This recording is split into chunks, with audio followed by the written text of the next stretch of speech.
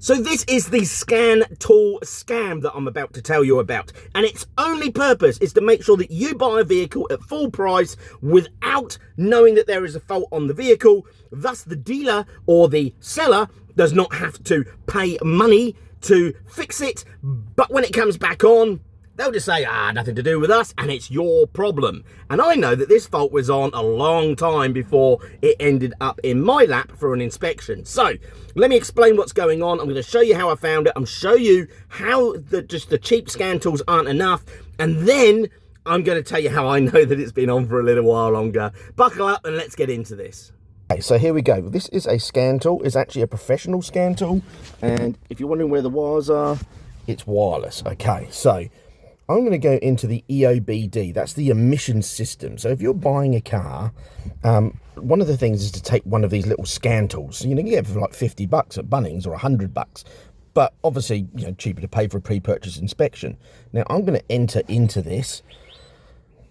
Just got to wait for this to come up, and it's going to check all the protocols. There's a number of different protocols, and it's going to scan it and find out which one's which. Now, this is a live demonstration, by the way, and I'm talking through it. So if I stumble or stutter, just bear with me, all right? So, just make sure as well, when you're doing it, make sure the ignition's on. Now, here's my list of information that the EOBD, the Emissions Onboard Diagnostics, show me, all right? And the important things here are the MIL status is off, and sometimes I have seen it where the engine light's off, but it says on here. So have a look at that. Diagnostic trouble codes here is 0. Then we've got readiness complete. So this is basically the car does a self-check, and it takes a while to do it. Can take up to 200 kilometers to do it. 6. All right. This is the one. This is the important one. Readiness not complete. Number 1. All right. So this could be an indication that the codes have been cleared just recently. All right. The next one is readiness not supported, so not everything's supported in this. Data stream, we've got 47 different types of data in here, and that tells us the protocol. So we're going to enter into this, and we're going to go enter, okay? Now, I've got a choice on this screen of what I want to get, and what I want to get is the live data, okay? But just before I do that, I'm going to go to the readiness, and the readiness after the DTCs, the diagnostic trouble codes have been cleared, and see which one's not ready. Look at this catalyst monitor. So the catalytic converter is not ready. So that's the one that's not working. All right. So quite common, catalytic converters can tell you there's a fault with the engine or the exhaust or something else. Now I'm going to go back out of this, and I'm going to go to the live data. A lot of the cheap tools will show you this as well. I'm going to filter all this live data. I want to see what information I've got about the diagnostic trouble codes, which is that one, and that one. So distance traveled since they were cleared, number of warm-ups, and how many diagnostic trouble codes are stored. Whoop. Didn't mean to put it, told you this is live. Deny, don't want to do that. And then I'm going to type in MIL, so MIL, malfunction, indicator light, distance traveled since it was activated, and the actual status. I'm going to say yes. Now I'm going to get slightly different information out of this, okay, because you can see down here now what I'm looking for.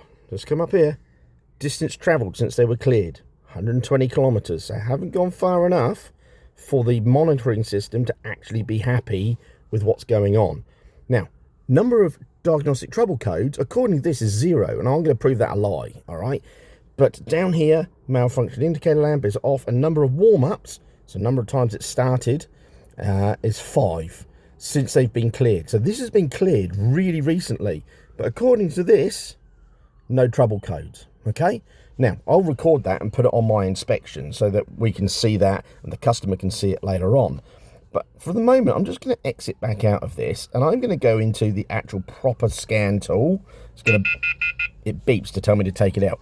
I'm going to go into the actual proper scan tools. This is the difference between one of those cheap scan tools that a lot of people use for these pre-purchase inspections. And we're actually going to go in and do a proper scan of the system. Now, this can take some time. All right, it's just going to go in and it's going to find it, and it's communicating. It's a 16-pin, and I'm going to say automatically find it, which it has. That's the vehicle that I've got there, and so I'm going to say okay, and okay. Then I'm going to tell it to do a full scan. Now, I've already done a full scan, so I know which one I actually want to show you. Let me just show you that one, just to save some time. I'm going to select detection, which is that one. Come on, select detection. There we go. Okay, now you can see that I've got a code in there. Remember that other one? The EOBD, those cheap ones, says there's no code. This says there's a code. So what's the code? Catalytic converter is below the threshold. So this has a catalytic converter fault, and it hasn't sorted itself out yet. And someone's cleared the codes to actually cover up that there's a fault. And this fault will turn up after you've probably bought it. All right, so code search. Oh no, oh no, there we go, code search. So what does it say about the code in here? It says a Hyundai P0420, sorry about the plane. The trouble code means that the catalytic converter's efficiency is below the acceptable threshold for bank 1. This is a serious issue, as the catalytic converter can cleanse the gases, and the common causes can be a failing catalytic converter, bad oxygen sensors, which can cost several $100s. These can be thousands of dollars, exhaust leaks, or even a certain engine issue. So this could have an engine issue, it could have a catalytic converter issue, it could have an electrical issue, number of different things. None of it's going to be cheap, and you're about to buy it. Now, I said I'd tell you the reason how I know it did this. Quite simple. I phoned Hyundai, and I said, hey, have you serviced this vehicle? They said, yes, twice a year, every year, since it was new. Fantastic. That's a brilliant service history, by the way. Very good. Even a couple of missing entries. They'd actually done it, just not stamped it. However, they did tell me on the last time it was serviced, 2,000 odd kilometres ago, had an engine light on. And they diagnosed it. And they said, I think it needs a few sensors. We think. But then they never did it. So this thing had an engine light on 2,000 kilometres ago before it ended up in my lap, before it ended up with the dealer, before those codes were cleared. So it's quite clear that that was there already, and I would suggest that it's not fixed either. It just needs to drive a little bit more and you'll find it. And that customer, if my customer bought it, they would have found that out about 250 kilometres after they bought it. Then they're going to have to pay to get it fixed instead of the dealer. And then they make more money, because who's going to buy a car with an engine light on? They won't. So they just turn it off. And that's how it works. If you want a car inspection done, give us a call. I don't care if you call us, but for crying out loud, call somebody to get a pre-purchase inspection done. If you're in South Australia, call All In Vehicle Inspections. We'll get you sorted. Take it easy. Look after yourselves.